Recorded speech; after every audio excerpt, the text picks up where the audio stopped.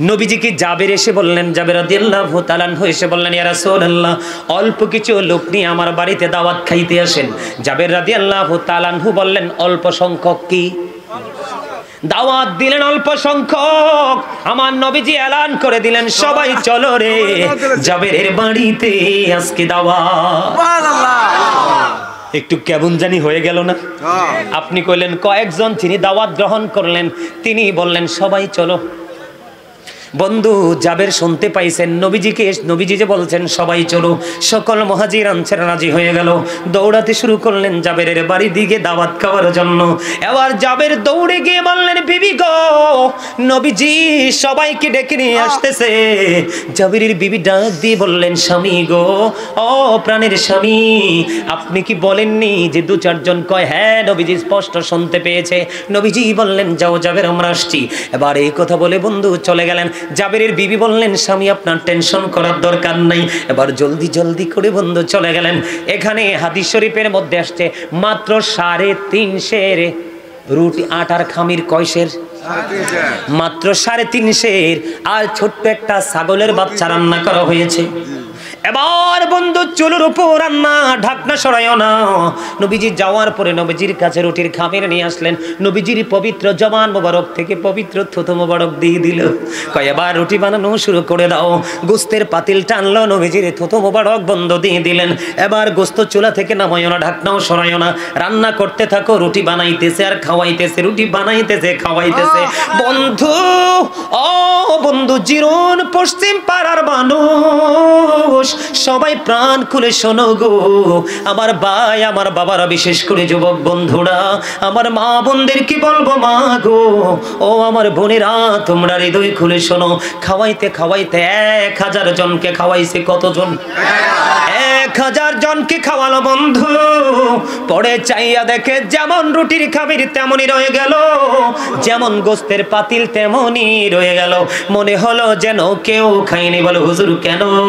এটার মধ্যে এত বেশি বরকত আসার কারণ হলো আপনার আমার প্রাণের নবীর পবিত্র থুতু মোবারকের কারণে। বন্ধু, হযরতে সালমান ফারসি রাদিয়াল্লাহু তাআলা আনহু এক ইহুদি দোবাসীর মাধ্যমে নিজের পরিচয় প্রকাশ করলেন। কি করলেন? ওনার ভাষা হলো পার্সি ভাষা, এই জন্য সালমান পার্সি। কথা বুঝে নেবেন। সালমান পার্সি বন্ধু এক ইহুদি দোবাসীর মাধ্যমে তিনি কি করলেন? তিনি পরিচয় প্রকাশ করলেন। এখন ওই ইহুদি দোবাসী মনে মনে চিন্তা করলেন, বুঝে নেবেন বন্ধু, ইহুদিদের বক্তব্যের সাথে হাদিস দেখেন কেমনে মিললো, হাদিসের সাথে ইহুদিদের বক্তব্য কেমনে মিললো। নিশ্চয়ই তারা এটা নিয়ে গবেষণা করেছে, ঠিক না বেঠি? কি করলো? এবার ইহুদি দোবাসী মনে মনে চিন্তা করলো। কি করলো? মনে মনে চিন্তা করতেছে, নবী তো পার্সি ভাষা বোঝে না। চিন্তা করতেছে কে? ইহুদি। কই নবী তো পার্সি ভাষা বোঝে না, সালমান পার্সি কি কইছে এটি তো নবী বুঝতো না। নবীজির কাছে চলে গেলেন সালমান পার্সিকে কালার করার জন্য ইহুদি। এবার সালমান পার্সি যাইয়া বলতেছেন, নবী গো, সালমান পার্সি তো আপনাকে বকাঝকা করছে, মন্দ বলেছে। এই কথাটা বলতে দেরি ইহুদির মুখের ওপর নবীজি জানিয়ে দিলেন, রে সালমান তো আমাকে কোনো মন্দ বলেনি, সালমান আমার প্রশংসা করেছে, আমাকে মর্যাদা দিয়েছে। যারা আমার কাছে তাকে আসতে প্রতিহত করেছে, প্রতিবন্ধকতা সৃষ্টি করেছে, সে তো তাদেরকে মন্দ বলেছে, আমি নবীকে মন্দ বলিনি। বন্ধু, ইহুদি দোবাসী সঙ্গে সঙ্গে বলে দিল, গো ইতিপূর্বে এখন থেকে কিছুক্ষণ আগেও জানতাম আপনি নবী নয়, আমার আর সন্দেহ রইল না, আপনি সত্যি সত্যি আল্লাহর প্রিয় হাবিব। আল্লাহ আপনার, আমরা কি বলে, আল্লাহ ছাড়া কোনো কি নাই। ইহুদি দোবাসী বলতেছে, আল্লাহ ছাড়া কোনো উপাস্য নেই, কোনো ইলাহ নেই, কোনো মাবুদ নাই রে, নিঃসন্দেহে আপনি আল্লাহর প্রেরে পাঠানো রাসূল। নবীজির এই বন্ধু, নবীজির এই মুজিজা দেখে সঙ্গে সঙ্গে ইহুদি বন্ধু মুসলমান হয়ে গেল, ইসলাম গ্রহণ করে ফেললো। আর আমরা পৃথিবীর লোভ লালসার কারণে না বুঝে নবীর ইজ্জতের চাদর দৌড়ে আমরা জাহান্নাম বাজেট করে দুনিয়া থেকে যাই। কথা কন না কেন? ঠিক না? আরো দেখি তাকান। আমেরিকার গবেষক, তিনি গবেষণা ইনস্টিটিউট তৈরি করেছেন যার নাম হলো মাইকেল এইচ হার্ট। তিনি বক্তব্য দিয়েছেন the 100 A ranking of the most influential person in the history. তিনি 100 জন প্রভাবশালীর তালিকা করলেন। কতজন? 100 জন প্রভাবশালীর তালিকা তিনি করলেন। 100 জন প্রভাবশালীর তালিকা করে ইনফ্লুয়েন্সিয়াল দ্বারা সবচেয়ে প্রভাবশালী হিসেবে আপনার আমার প্রাণের নবীকে আখ্যায়িত করেছে। এই জন্য আমি বুকে হাত দিয়ে বলি, দাদা I am very successful person. আখির নবীর উম্মত হতে পেরেছি, এর চেয়ে বড় নিয়ামত আমার জীবনে আর কিছু হতে পারে না। ঠিক কিনা বলে? ডক্টর আহমদ পেয়ারা বাগদাদি পীর সাহেব কেবলা তিনি কিতাব লিখেছেন হুব্বুন নবী, প্রফিটস লাভ, নবীর প্রেম। উনি বোস্টন ইউনিভার্সিটির ইংলিশ লেকচারার ছিলেন, আল্লাহর একজন জবরদস্ত আল্লাহর ওলি। তিনি বক্তব্য দিয়েছেন of all the great religious personalities of all prophet Muhammad রাসূলুল্লাহ সাল্লাল্লাহু আলাইহি ওয়াসাল্লাম ওয়াজ দ্য মোস্ট সাকসেসফুল। পৃথিবীর বুকে যতগুলো নবী রাসূল এসেছে, ইমামতি থেকে রাজনীতি, রাজনীতি থেকে ইমামতি, প্রত্যেকটা জায়গায় আপনার আমার নবী সফল। সেই নবীর উম্মত হয়ে আমরা আজকে ব্যর্থ। কেন ব্যর্থ? তার কারণ হলো বন্ধু, আমরা অনেক বেশি পৃথিবী লোভী। আল্লাহ বলতেছে আল্লাহর জিকির করার জন্য, নবীর প্রেমে পড়ে নবীর স্মরণ করার জন্য। এখন আপনি আমি এটা পুরো বাদ দিয়ে প্রেম জিকির করতেছি দুনিয়ার। এখন দুনিয়ার জিকির করলে আল্লাহ বলেছেন সূরা আল ইমরানের 185 নম্বর আয়াতের শেষ অংশে আল্লাহ রাব্বুল আলামিন বন্ধু জানিয়ে দিল রে, আল্লাহ রাব্বুল আলামিন জানিয়ে দিয়েছেন ওমাল হায়াতুদ দুনিয়া ইল্লা মাতাউল গুরুর। এই পৃথিবীর ভোগ, এই পৃথিবীর জীবন একটা ধোঁকা ছাড়া কিছুই না। কোট করে যান সূরা আলে ইমরান 185 নম্বর আয়াতের একেবারে শেষ অংশে আল্লাহ বলেছেন এই পৃথিবীটা কি একটা, যারা আপনারা পৃথিবী প্রেমিক, আমরা যারা পৃথিবী প্রেমিক, তাদের জন্য এটা ধোঁকা, প্রতারণা। বলছে কে? এখন এই ধোঁকার মধ্য থেকেই তো আমরা উপার্জন করছি। খেয়ে না খেয়ে কিন্তু আমরা আমাদের সন্তানের জন্য, আমাদের শুভাকাঙ্ক্ষীর জন্য জমা করছি, তাই না? এখন এই জায়গায় আমি কিন্তু আস্তে আস্তে করে চলে যাচ্ছি কিন্তু ভয়ঙ্কর জগতের দিকে। আপনারা গভীর খেয়াল করবেন আমি কোত্থেকে কোথায় যাই। মনোযোগ না থাকলে কিন্তু আলোচনা মজা হবে না, আপনারা কিছু নিয়েও যেতে পারবেন না। আমি সূরা আল ইমরান থেকে চলে যাব বন্ধু কোরআন শরীফের 19 পারা সূরা শুআরা। কোথায়? কোরআন শরীফের 19 পারা সূরা শুআরা 88 নম্বর আয়াতে আল্লাহ রাব্বুল আলামিন ইনশিওর করে দিয়েছেন ইয়াউমা লা ইয়ানফাউ মালুন ওয়ালা বানুন।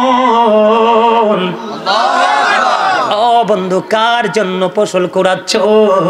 কার জন্য তুমি জায়গা জমিন কিনে কিনে থয়ে যাচ্ছ? সুদের মাধ্যমে, ঘুষের মাধ্যমে, জোর জুলুমের মাধ্যমে। আল্লাহ কি কয়ে তুমি শোনো। ও বন্ধু, কার জন্য তুমি সোনা গয়না জমা করে যাচ্ছ? কার জন্য তুমি লক্ষ লক্ষ টাকা জমা করে যাচ্ছ?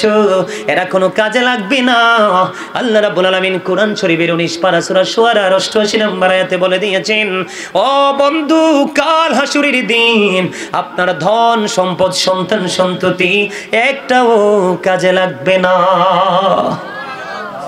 ওমা সুবহানাল্লাহ, নি কয় নাউজুবিল্লাহ। আপনার উপার্জিত কোনো কিছু কাজে লাগবে না, এর চেয়ে বড় দুঃখ কি কিছু আছে?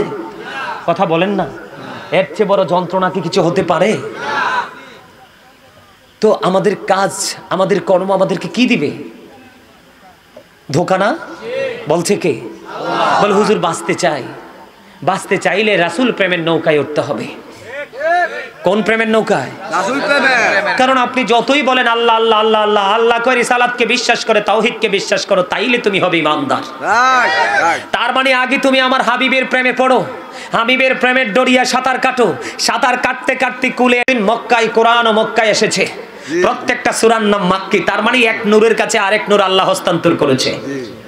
নবী যখন মক্কা ছেড়ে মদিনায় চলে গেলেন, আবার কোরআন কিন্তু আর মক্কায় যায় না, কোরআন আসছে আবার কোথায়? মদিনায়। তার প্রমাণ হলো প্রত্যেকটা সূরার নাম মাদানী। তার মানে মক্কি মাদানী মিলে কোরআনে সূরা আছে। বিমান এগুলো ছিল নি, বলো ওই যুগে কি এগুলো ছিল নি? বিজ্ঞানীদের বিজ্ঞানী আঙ্গন বিজি। নোয়াখালীর ভাষা আই ওই করি কইতে হয়, মনু আই কষ্ট করে চলিয়েছি, তুই এক কানা এক গ্লাস হানি দে। দাদারটা দাদারে বুঝাই দো ভাই, নাহলে পরে আমি বিপদে হরি যাবো। তাহলে মোবাইল হইলো কোত্থেকে? বিজ্ঞান থেকে। ডিজিটাল বাংলাদেশ হলো কোত্থেকে? বিজ্ঞান থেকে। বিজ্ঞান আসলো কোরআন থেকে, আর কোরআন আসলো আপনার আমার প্রাণের নবীর কাছে। বুঝে নিতে হবে নবী কি জিনিস।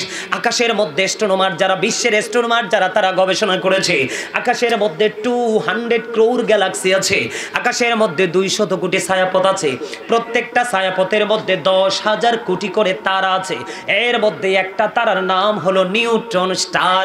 এই নিউট্রন স্টার তারাটার 1 চা চামচ পদার্থের ওজন হলো 1000 মিলিয়ন টন।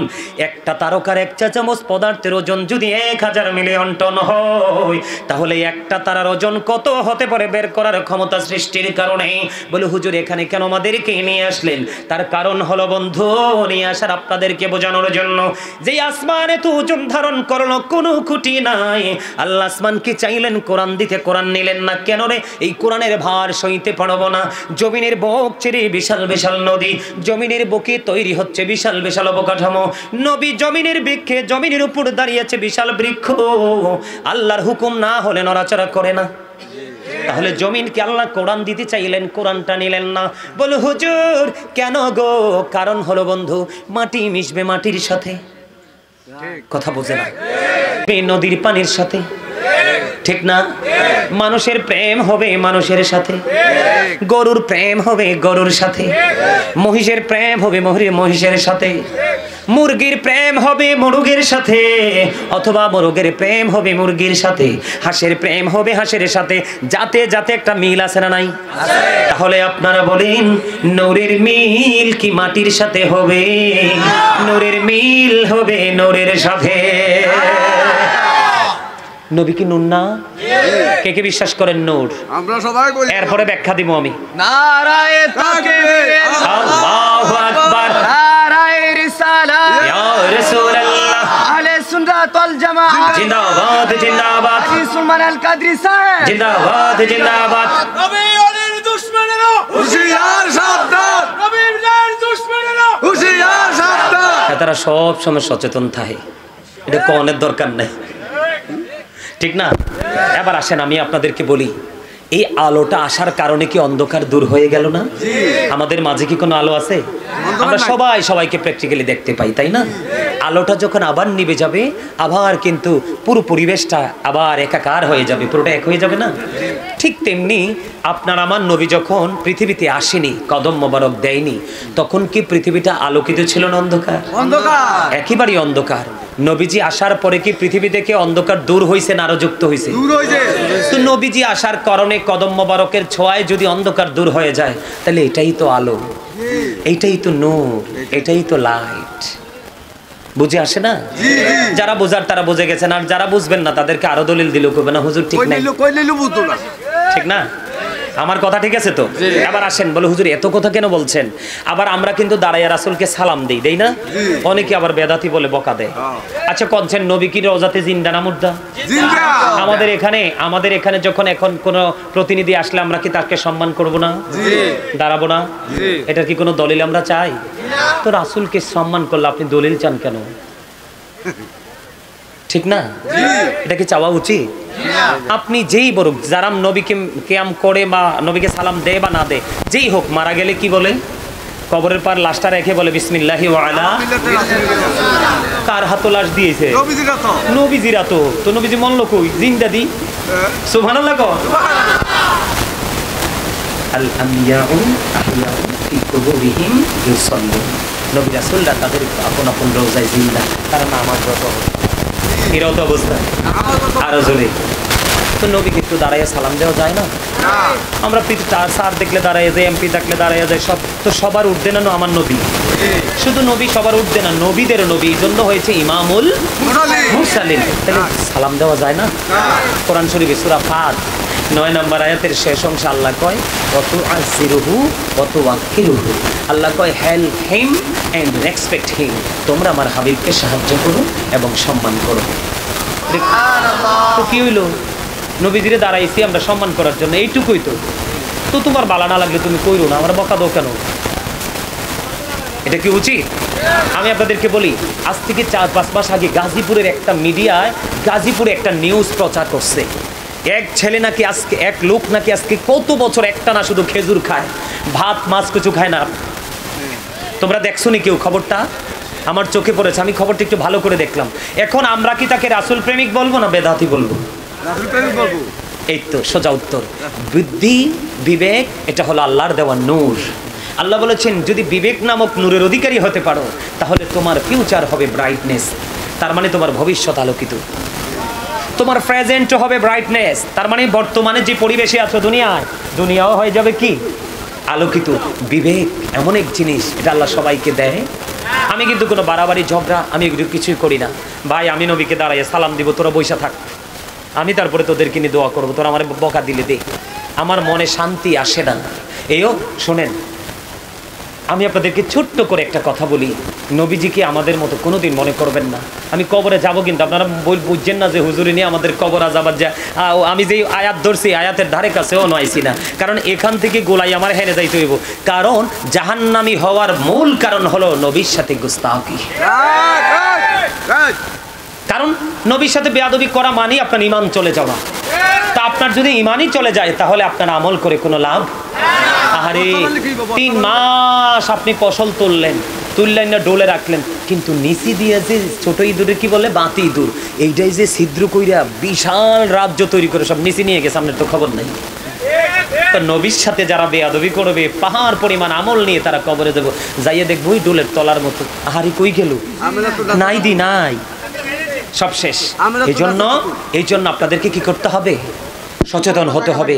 কারণ কি জানেন? সচেতন এই জন্য হতে হবে, দিন যত কঠিন হবে রাসূল বলেছেন কিয়ামতের আলামত হলো পৃথিবীতে আলেমরা। কারা? তাদের দাড়ি থাকবে, পাগড়ি থাকবে, মেসওয়াক থাকবে, জুব্বা থাকবে, সব থাকবে, কিন্তু তাদের সিনায় সহি কিতাবের এলেম থাকবে না। আর এলেম শূন্য হওয়ার কারণে তারা ভুল ভাল ফতুয়া দিবে, সাধারণ মানুষ তাদের ফতুয়া শুনে শুনে এক একজন এক এক দলে যাবে, এক একজন এক এক রাস্তায় যাবে, মূলত সবাই পথভ্রষ্ট হয়ে জাহান্নামে যাবে। এই জন্য যেই কোনো মৌলবীর কথা শোনা যাবে না। যাকে বলবেন, যার জবানে দেখবেন নবীকে ইজ্জত হানি করে কথা বলছে, নবীকে ছোট করে বলছে, যারা দেখবেন বলবেন নবীটা আমার মতো। নবী যে আজ থেকে 1500 বছর আগে চ্যালেঞ্জ করলো, ক্বাল আইয়ুকুম মিসলি, তোমরা কে আছো আমার মতো, কেউ তো হাত তোলে নাই। আমি একটা এক্সাম্পল দিই, নিবেন? একটা এক্সাম্পল, খন্দকের যুদ্ধ যে হয়েছে আপনারা সবাই তো জানেন। বন্ধু, খন্দকের যুদ্ধের দিন জাবেরের বিবি জাবেরকে পাঠালেন, যাও গো স্বামী যাও, নবীকে দাওয়াত দিয়ে এসো। কয়েকজন লোক নিয়ে যেন এসে দাওয়াত খেয়ে যায়, অল্প আয়োজন আছে, বুঝে নিবেন হাদিস শরীফ। বিরক্ত হচ্ছেন? বিরক্ত হইলে কিন্তু ছেড়ে দিব। আমার নবীজি বলেছে শ্রোতারা বিরক্ত হলে আলোচনা করা যাবে না, জাস্ট সাইলেন্ট হয়ে যেতে হবে। আমি আপনাদেরকে বিরক্ত করে বলবো না, মন থেকে বলেন বিরক্ত হচ্ছেন? বন্ধুরে আমার, নবীজি যে আমাদের মতো নয়, নবীজি বেনজির বেমিসাল, তার প্রমাণ।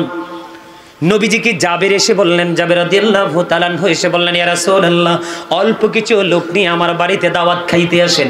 জাবের রাদিয়াল্লাহু তাআলা আনহু বললেন অল্প সংখ্যক কি? দাওয়াত দিলেন অল্প সংখ্যক। আমার নবীজি এলান করে দিলেন, সবাই চলো রে জাবেরের বাড়িতে আজকে দাওয়াত। একটু কেমন জানি হয়ে গেল না?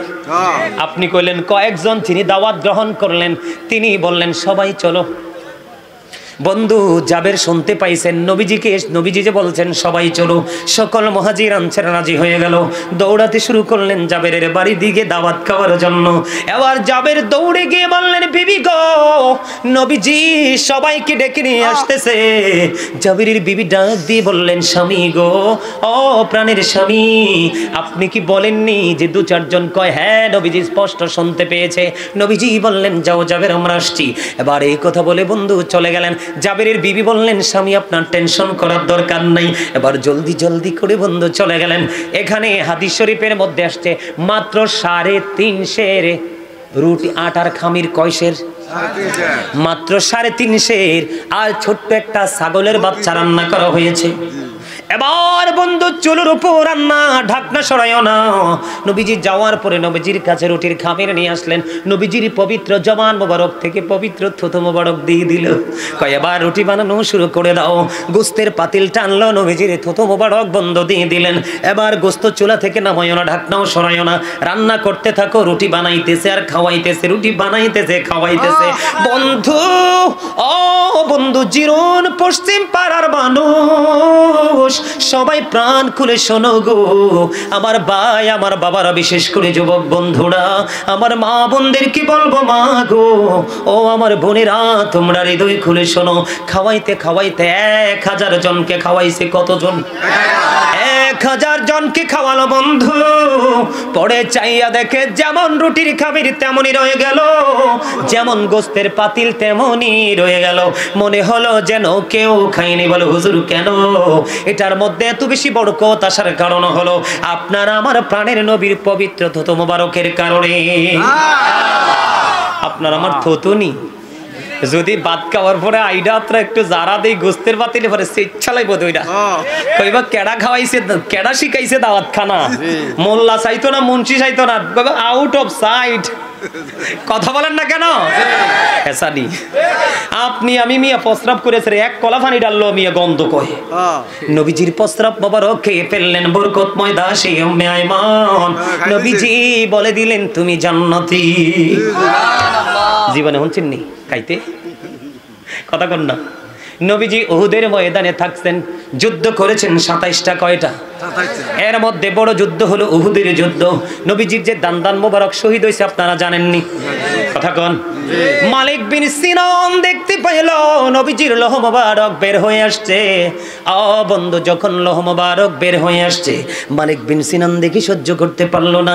নবীজি রক্ত মোবারক বন্ধ চুষতে শুরু করলো। চুষতে চুষতে চুষতে চুষতে যখন শুরু করলো, খেতে শুরু করলো, নবীজি বলল না না, রক্ত মোবারক তোমরা চুষো না, জমিনের মধ্যে ফেলে দাও। এবার মালিক বিন সিনান বলল আল্লাহর ইজ্জতের কসম করে বলছে গো নবী, আপনার একটা ফোঁটা রক্ত উহুদের জমিনে পড়তে দিব না। যতক্ষণ লোহ মোবারক বের হবে গো, ততক্ষণ পর্যন্ত শুধু বক্ষণ করতে থাকবো। বক্ষণ করতে করতে নবীজির শেষ রক্তের ফোঁটা মোবারক বন্ধু কি হয়ে গেল? চোষা শেষ হয়ে গেল। গোটা পৃথিবীকে জানিয়ে দিলেন উম্মতির দল, পৃথিবী যদি কোনো জান্নাতি মানুষ দেখতে চাও গো, তাহলে মালিক বিন সিনানকে দেখে না। ইয়া রাসূলুল্লাহ, এটা কি প্রেম না? ভালোবাসা না? আপনার আমার রক্ত কেউ খাইব? গরুর গোস্ত লইয়ে কত টানা হেসরা, কিন্তু এক ফোঁটা রক্ত সহ কেউ গোস্ত রানতো না। তাহলে কি করা যাবে না? নবীকে আপনার আমার মতো মনে করা যাবে না। অসংখ্য তত্ত্ব আছে, আপনাদের অনলাইন থেকে কালেক্ট করবেন। শুধু গাজী সুলাইমান আল কাদরি লেখাও লাগে না, অসংখ্য মিডিয়াতে আমার আলোচনা আছে বিভিন্ন বিষয় ভিত্তিক, শুধু শুনবেন তখন বুঝবেন। তবে লোক নিয়ে শুনবেন না, নির্জনে বসে বসে শুনবেন, তখন বুঝতে পারবেন। রেফারেন্স সহ দেওয়া আছে। সম্মানিত উপস্থিতি, যারা আলোচনা শোনেন, এখানে শোনার মতো মানুষ আসেননি? আজকে না আগে থেকে শুনতেছেন এরকম কেউ আসেননি? হাত তুলে দেখান তো, চাই কয়জন আছেন? ও মা, মাশাল্লাহ, মোটামুটি ভালোই তো আছে, আলহামদুলিল্লাহ। কল আল্লাহ যেন আমার মূল উদ্দেশ্য হলো আপনাদেরকে নবী চিনানো। কি করা? নবী চিনানো। এই পৃথিবীতে আমার দিকে তাকান, আমরা এখন এখানে নামাজ পড়লে কিন্তু নামাজ হয়ে যাবে। ক্ষেতের আইলে ধরেন একজন পাহাড়ে কাজ করে, উনি কিন্তু পাহাড়ে পড়লেও নামাজটা হয়ে যাবে। একজন কৃষক দেখলাম ফেসবুকে ভাইরাল হয়ে গেছে, তিনি কাজ শেষ করে রাস্তার পাশে অনেক ঘাসের উপর একটা গামছা না কি জানি বিছিয়ে নামাজ শুরু করে দিলেন। এর মধ্যে ইন্টারন্যাশনাল মিডিয়ার চোখ পড়লো, এটাকে যখন কালেক্ট করলো, কিছুক্ষণের মধ্যে দেখছি প্রায় 70,000-এর মতো লাইক। সুবহানাল্লাহ বলবেন না? আমার এই দাদার মতো এই ওনাদের মতো মুরব্বী, এই যে এখানে আছে ওনাদের মতো মুরব্বী। কেন বললাম জানেন? নবী যদি আপনার আমার মতো হতো, এই পৃথিবীর জমিনটা মসজিদ হতো না। নবীজির কদম মোবারকটা জমিনে লাগার কারণেই আপনার জন্য গোটা পৃথিবী মসজিদ হয়ে গেছে। আপনি যেখানে নামাজ পড়বেন সেখানেই নামাজ কবুল হয়ে যাবে। আরে দেচ্ছা স্লোগান আলহামদুলিল্লাহ। নারায়ে তাকবীর, আল্লাহু আকবার, নারায়ে রিসালাত, ইয়া রাসূলুল্লাহ, নারায়ে গাউসিয়া, ইয়া রাসূল আজম, আহলে সুন্নাত ওয়াল জামাত, জিন্দাবাদ জিন্দাবাদ, জিন্দাবাদ জিন্দাবাদ, আহলে সুন্নাত ওয়াল জামাত। গাজী সুলমান আল কাদরি সাহেব জিন্দাবাদ জিন্দাবাদ। আমার নাম কইছে লাগে, আমি জিন্দাবাদ কইছি না। নিজেরটাকে নিজে কোয়া যায়?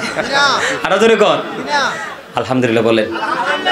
তাহলে আল্লাহর কাছ থেকে রাসূলকে জুদা করা যাবে না। আপনারা বুঝেন না? মুসা কয় আল্লাহরে চাইতো, আল্লাহ কয় না না না, রব্বি আরেনি, আল্লাহ কয় কি লাং তারানি। জায়গা ডিসকাস করে দিছে। আর আপনি আমরা সবাই তো নবী না, আমার একা কথা কয় না। সবার আপনারা সবার নবী না? কোরআন শরীফের 15 পারা। আপনাদের এখানে অনেক আলেম আছে, ওই যে দেখতে পাইতেছি, আমার এখানেও আছে, ওইদিকে আছে। আলেমদেরকে আমি চলে যাওয়ার পরে ভুল বললে ওনাদেরকে প্রশ্ন করবেন। আল্লাহ কোরআন শরীফের 15 পারায় বনি ইসরাইলে একবারে প্রথম নাম্বার আয়াতে আল্লাহ যে আল্লাহর হাবিবকে দাওয়াত করছে এর প্রমাণ। জি জি সুবহানাল্লাহ কয় না? আর আল্লাহ শুরুটাই করছে সুবহানাল্লাহ দিয়া। তাইলে আমরা দামি না কম দামি? আরো জোরে। মুসা জাস্ট দেখতে চাইছে, মুসা নবীর দাম কি কম? কথা কয় না? জি আমরা Adam Safiullah, Adam has been forgiven by Allah. Nuh Naziullah, Nuh was saved by Allah. Daud Khalifatullah, David is the viceroy of Allah. Musa Kalimullah, আমার দিকে তাকান। Moses spoke to Allah. Isa Ruhullah, Jesus is the spirit of Allah. Hazrat Muhammad Rasulullah sallallahu alaihi wasallam is the messenger of Allah. জোরে জোরে কন্যা সুবহানাল্লাহ। সবগুলো লকব ক্ষণস্থায়ী, আপনার আমার নবীরটাই চিরস্থায়ী। চিরস্থায়ী। জান্নাতের রোমে নোমে নবীর নাম, জি হুর গেলমানের কপালে সিনাই নবীর নাম, ফেরেশতাদের গলায় ঝুলানো নবীর নাম, তওবা নামের কোটি কোটি গাছের পাতায় নবীর নাম। সবচেয়ে বড় মজার জায়গা, যুগে যুগে মুসলমান হচ্ছে এই এই স্বাস্থ্য ভাই হগল হাত দিকে চা। আজ জানা কইছি শুধু আমার দিকে চাই থাকতো, আর কেউ দিকে চাওন যাইতো না। এই কালেমা পড়েন না? লা ইলাহা ইল্লাল্লাহ, there is no God but Allah. মুহাম্মদুর রাসূলুল্লাহ সাল্লাল্লাহু আলাইহি সাল্লাম is the messenger of Allah. তাহলে একদিকে তাওহীদ আর একদিকে রিসালাত, একদিকে আল্লাহ আর একদিকে আল্লাহর হাবিব। তাহলে আপনি আমি জুদা করার সুযোগ আসেনি? আছে। রমজান মাস সামনে আইতে আছে। কি আইতে আছে? আল্লাহ দিনটা ভাগ করে নিছে, একটা রোজা রাখা দিনের বেলা ফরজ আর রাতের বেলা 20 রাকাত তারাবি ফরজ। দিন আল্লাহর ভাগে, রাত রাসূলের ভাগে। 5 ওয়াক্ত নামাজ যে আমরা পড়ি, শুরুটা তো বিসমিল্লাহটা তো সুন্নাত দিয়া। কথা কন না কেন? রাসূলকে জুদা করার কি কোনো সুযোগ আছে? আপনারা বুঝে শুনে চিন্তা করে রাসূল নিয়ে মন্তব্য করবেন, তখনই আপনার পরকাল। কেন? ওই যে আমি কবরে আমি শুরুতে বলেছি, ওয়াইদাল কুবুরু বুসিরাত আলিমাত নাফসুম মা কদ্দামাত ওয়া আখরাত। জোরে জোরে বলেন আল্লাহু আকবার। আল্লাহ বলে দিয়েছেন, কবর যখন উন্মোচিত হয়ে যাবে, ওপেন হয়ে যাবে, আপনি আমি আমরা এবং গোটা পৃথিবীর মানুষ, বন্ধু আল্লাহ রাব্বুল আলামিন আপনার আমার সামনে সব কিছু প্র্যাকটিক্যাল করে দিবে।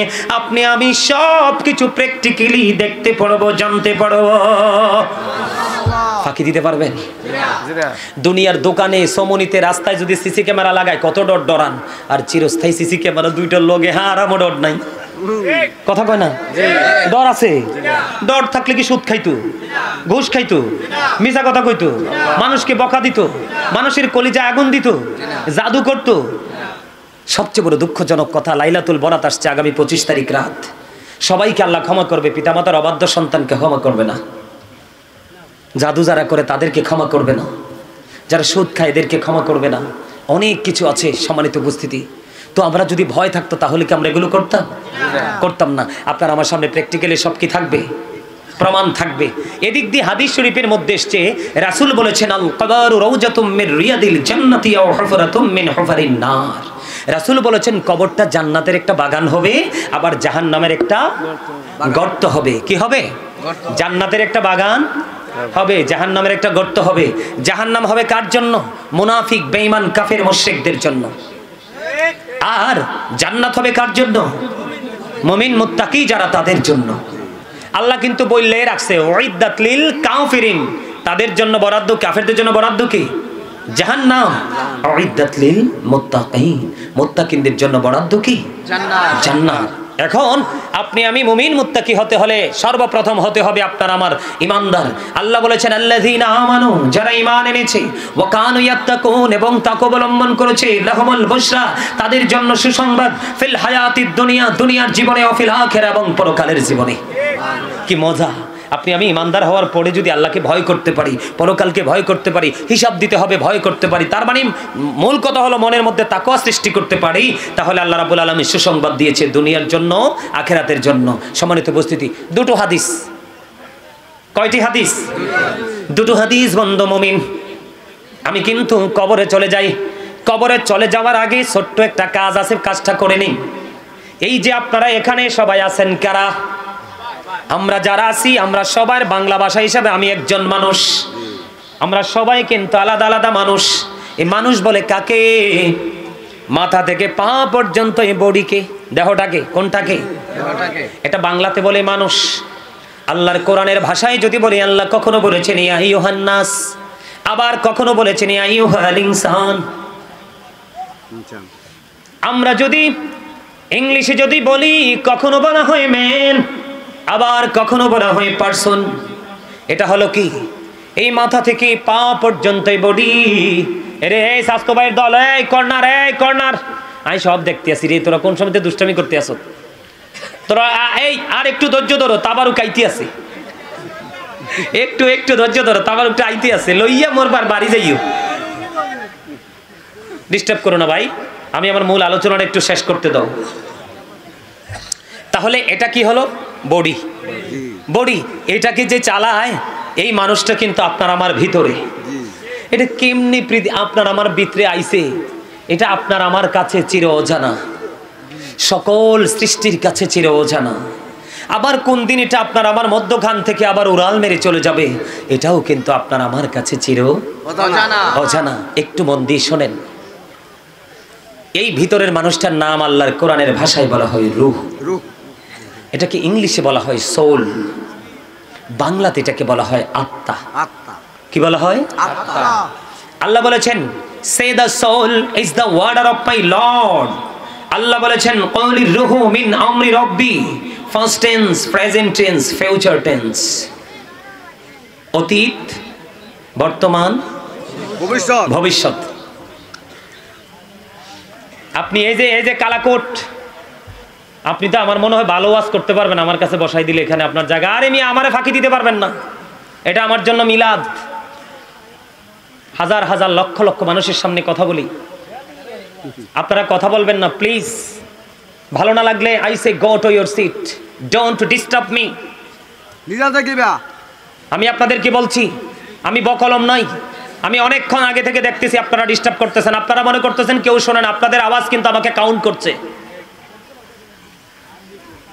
আমি আলোচনা করতেছি, আমার জান বাড়ি যেতেছে, এরা মজা করতেছে, আর সাউন্ডটা আমার কাছে আসে। যদি মজা করতে হয় একটু দূরে যান, মজা করে তারপর আবার আসেন। আমার কথা ঠিক না ঠিক? এখানে আমার যে সবাই একবার আই লাভ ইউ করবেন, এটা কিন্তু আমি জানি এটা সবার জীবনে, কারো জীবনে আসে না। আপনার ফ্যামিলি তো সবাই আপনাকে ভালোবাসবে না, এটা একদম বাস্তব কথা। আপনি যতই ভালো কাজ করেন, আপনার সমাজের ধিক্কার এটা ধারাবাহিকভাবে থাকবে। আজকে যদি সমাজ যদি গুণী মানুষকে সম্মান দিতে জানতো, তাহলে আজকে প্রত্যেকটা সমাজ অনেক বেশি ডেভেলপ হতো। মেহমানকে সম্মান করতে জানেন না মিয়া, আফসোস লাগে। আমার কথা যদি আপনাদের কাছে অযৌক্তিক হয়, সাথে সাথে দাঁড়িয়ে আমাকে প্রশ্ন করবেন, উত্তর দেওয়ার সে দুঃসাহস আমার আছে। তবে এখানে উত্তর, প্রশ্ন এবং উত্তর দিতে গেলে কি হয়, মাহফিলে পরিবেশ নষ্ট হয়ে যায়। একটা বলে হুজুর প্রশ্ন হবে, উত্তর হবে, সেটা আলাদা একটা পরিবেশ হবে, এখানে কোনো ওয়াজ হবে না। কথা ঠিক আছে? এই বুঝতে পারছি, এর পেটে ভোক লাগছে, এই আমি বুঝতে পারছি। মাহফিল কমিটির কইতে আছি, স্বাস্থ্য ভাই, দেড়তো ভাই, খালতো ভাই, মামতো ভাই, বেকে মিলি তাবারও প্যাকেট করে ফেলাও হয়ে গেছে। ও মোর খুদ আর টেনশন করো না মনু, আইতে আছে দেববার তাবারও। আর এক ঘন্টা। আরে আপনি ঘন্টা বলেন কেন? এটা কতক্ষণ যাইবে আল্লাহ না জানে। আলহামদুলিল্লাহ কোন? আলহামদুলিল্লাহ। আমার জীবনে এই রাস্তায় ওয়াজে আইনি, আজকে আইছি। আমি কই আল্লাহ রে আল্লাহ, কই জানি যাইতে আছি। পরে আমার এই স্বাস্থ্য বেডের দেখিয়ে না কই না জায়গা রায় ঠিক আছে। এটা কয় হুজুর জায়গা মতে আইছেন, কোনো টেনশন নেই, নো টেনশন, ডো ফুর্তি। আমি কে জানি, আমি ফুর্তি করতে করতে আই। কারণ কি জানেননি, আল্লাহ রাসূল কইছে দুনিয়ার ধন আল্লাহ যারে মন দেয় তারে দেয়, কারণ এই ধনের পাগল হগলে। কিন্তু কোরআন হাদিসের শিক্ষা, কোরআন হাদিসের এলেম আল্লাহ যাকে ইচ্ছা তাকে দেয় না। আল্লাহ যাকে ভালোবাসেন তাকেই সে শিক্ষাটা দেন। আমিন কইতেন না? আরো জোরে। আমি কিন্তু একেবারে লাস্ট পর্যায়ে চলে আসছি। কোন পর্যায়ে? লাস্ট পর্যায়ে। আমার দিকে তাকান। এই আমি সব সিস্টেম করবো চাচা, তা আবারও কি করতে হইব, কেমনি দিতে হইব, কি করতে হইব, সব আমি করবো। আপনারা কমিটির বা দর্শকদের কোনো টেনশন নেই, ঠিক আছে নি? হ্যাঁ ঠিক আছে, আলহামদুলিল্লাহ। কোন আরো জোরে। আচ্ছা এই আমার ওয়াজ শেষ করার টাইম হয়ে গেছে, তাও শেষ করতাম না, ওয়াজ শেষ করে তারপরে যাবো। আমার দিকে তাকান, ডিস্টার্ব করবেন না, আপনারা কথা বলবেন না। আমি কিন্তু একেবারে সিরিয়াস হয়ে গেছি, কিন্তু এটা কিন্তু হাসির বা উড়িয়ে দেওয়ার মতো জিনিস না। তাহলে আমি কি বললাম? বাহিরের মানুষের পরিচয়টা দিলাম এবং ভিতরের মানুষের পরিচয়টা দিয়ে দিলাম। তাহলে এখন বলে হুজুর এখানে কেন নিয়ে আসলেন? এখানে নিয়ে আসছে ওই যে যাইতে হবে, যে যাওয়ার প্রস্তুতিটা কেমন হবে সেটা বোঝানোর জন্য। এখন আপনার আমার বডি কিন্তু কোথায়? বাবা মায়ের মাঝে। রূহ কোথায়? আল্লাহর কাছে, জগতে। রুহু জগতে। তো বাবা মায়ের বিয়ে হলো, মিলন হলো, মায়ের ওদরে আপনার আমার দেহটা তৈরি হলো। ওই রুহের জগৎ থেকে যখন আপনার মধ্যে আমার মধ্যে রুহুটা আসলো, মায়ের কলিজা ছিঁড়ে আপনি আমি পৃথিবীতে আসলাম। আসার পরে জাস্ট 7 দিন রাসূলের কথা অনুযায়ী 7 দিনে মাথার চুল কামানো হলো, নাম রাখা হলো, পুত্র সন্তান হলে 1 বছরের 2টো ছাগল দিয়ে আকিকা করা হলো, মেয়ে হলে 1 বছরের 1টা ছাগল দিয়ে আকিকা করা হলো, একটা নাম রাখা হলো। এই নাম নিয়েই কিন্তু আমরা এই পর্যন্ত আসছি। তাহলে কি বোঝা গেল? আমরা কিন্তু অতীত থেকে বর্তমানে চলে আসছি। মানে যখন রুহুটা আল্লাহর কাছে ছিল তখন দেহটা ছিল মা বাবার মাঝে। আমি একটু এক্সাম্পল বিষয়টা ক্লিয়ার করে দিই। আমাদের বডিতে অনেকগুলো আছে, কিন্তু গুরুত্বপূর্ণ 3টা জিনিস। কয়টা? একটা হলো আপনার মেরুদণ্ড বা হাড়, এটা সৃষ্টি হয় একটা সন্তানের বাবা থেকে। আর আপনার আমার সকলের শরীরের গোস্ত এবং রক্ত দুটো হয় মা থেকে। আর বাকিগুলো নিয়ে ব্যাখ্যা করলাম না। তাহলে বাবা মায়ের মাধ্যমে আপনি আমি হয়ে গেলাম। যখন বাবা মায়ের মাঝে আপনার আমার দেহ, রুহু কিন্তু কোথায়? আল্লাহর কাছে। তখন কিন্তু আপনি আমি মানুষ না। যখন মায়ের ওদরে আসলো, আপনি আমি আসলাম, তখনই আপনি আমি মানুষ হয়ে গেলাম, তাই না? কি হয়ে গেলাম? মানুষ হয়ে গেলাম। এই পর্যন্ত চলতেছি। আরেকদিন যেই কোনো মুহূর্তে নামের আগে যুক্ত হবে মরহুম। কি যুক্ত হবে? মরহুম। কি? মরহুম। তার মানে আপনার থেকে যখন, আমার থেকে যখন দেহটা বের হয়ে যাবে, আত্মাটা বের হয়ে যাবে, তখন কিন্তু I am a dead, you are dead. আমি আপনি আমরা সবাই মৃত। তার মানে নামের আগে যুক্ত হবে মরহুম আব্দুল জলিল। এরকমই তো কথা বলেন, এরকম না? তার মানে যখন দেহে রুহ ছিল না তখন আপনি আমিও ছিলাম না। আজকে আছে, আপনি আমি আছি, তার মানে মানুষ, দেহ এবং আত্মা মিলে মানুষ।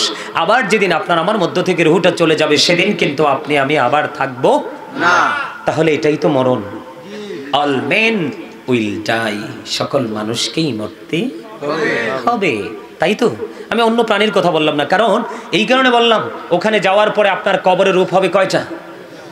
ঈমানদারের জন্য বন্ধু রূপ হবে একটা, আর মুনাফিক থেকে বেঈমান কাফেরদের জন্য হবে আরো ভয়ঙ্কর একটা। সোজা কথা, একজনের জন্য জান্নাত আর বাকি এক টিমের জন্য জাহান্নাম। মুমিন ইমানদার, ইমানদার ইমান ছিল মজবুত, তোমার সিনায় ছিল রাসূল প্রেম, অন্তরে ভয় ছিল, কাজ করার ক্ষেত্রে তুমি ভয় নিয়ে করেছো, চিন্তা ভাবনা করে করেছো। তুমি যখন কবরে যাবে, রাসূল সম্পর্কে প্রশ্ন করা হবে, সঙ্গে সঙ্গে আল্লাহ রাসূলের পাগল মুমিন উত্তর দিয়ে দিবে, সারা জীবন আমি সাক্ষী দিয়েছি আল্লাহ ছাড়া কোনো মাবুদ নেই, আমার প্রাণের নবী আল্লাহর প্রিয় বান্দা এবং রাসূল। এই নবীর জন্য পাগল পাড়া। নবী সম্পর্কে যখন উত্তর দিয়ে দেবে, তিনি ফাঁস করে ফেললেন। বন্ধুরি আমার, পাশ করতে দেরি গায়েব থেকে আওয়াজ আসবে। কি আসবে? আওয়াজ আসবে রে, কবরটা দৈর্ঘ্য এবং প্রস্থে 70 গুণ চওড়া করে হয়। সুবহানাল্লাহ বলেন না? দৈর্ঘ্য প্রস্থ বুঝেননি? পাতালে দিগিলে লম্বা এবং, ঠিক কিনা বলেন? দৈর্ঘ্য এবং প্রস্থে 70 গুণ চওড়া হয়ে যাবে, কবরটা নূরে গুলজার হয়ে যাবে, আলোয় আলোয় ভরে যাবে। হাদিস শরীফের মধ্যে এসেছে, মুমিন একটা ডাক দিয়ে বলবে, আমার আপন স্বজন কান্দে রে, আমাকে একটু যাইতে দাও, তাদের সাথে দেখা করব। ফেরেশতারা বলবে, না না, এমন কোনো সুযোগ নাই, তুমি নতুন বরের মতো ঘুমিয়ে যাও, যতক্ষণ না পর্যন্ত তোমার প্রিয় তোমাকে